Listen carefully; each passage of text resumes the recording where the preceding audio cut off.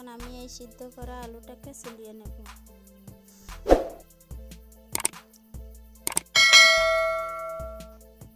সবগুলো এরকম ভাবে ছুলিয়ে নেব।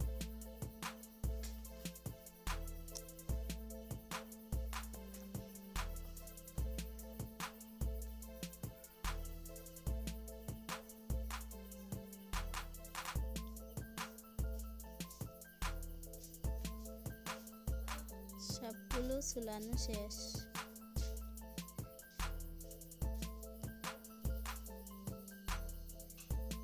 এখন চুলায় আগুন ধরাইছি, কড়াইটা বসাইছি, তারপর দিয়ে দেব একটু তেল,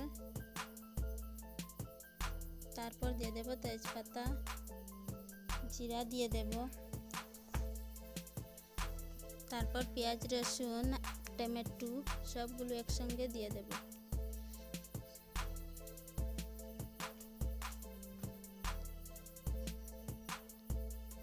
তারপর দিয়ে দেব পরিমাণ মতো লবণ, জিরে গুঁড়ো, লঙ্কা গুঁড়ো, হলদি গুঁড়ো সবগুলো দিয়ে দেব, আদা গুঁড়ো, ভালোভাবে নেড়ে নেব।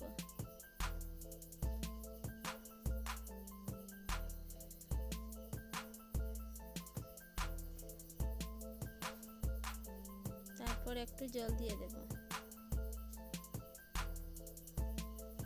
জলটা শুকিয়ে গেছে, দিয়ে দেব আলু, ভালোভাবে নেড়ে নেব।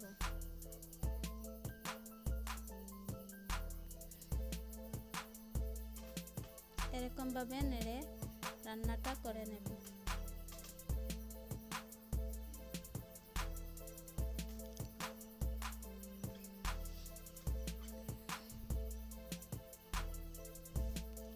রান্নাটা হয়ে গেছে।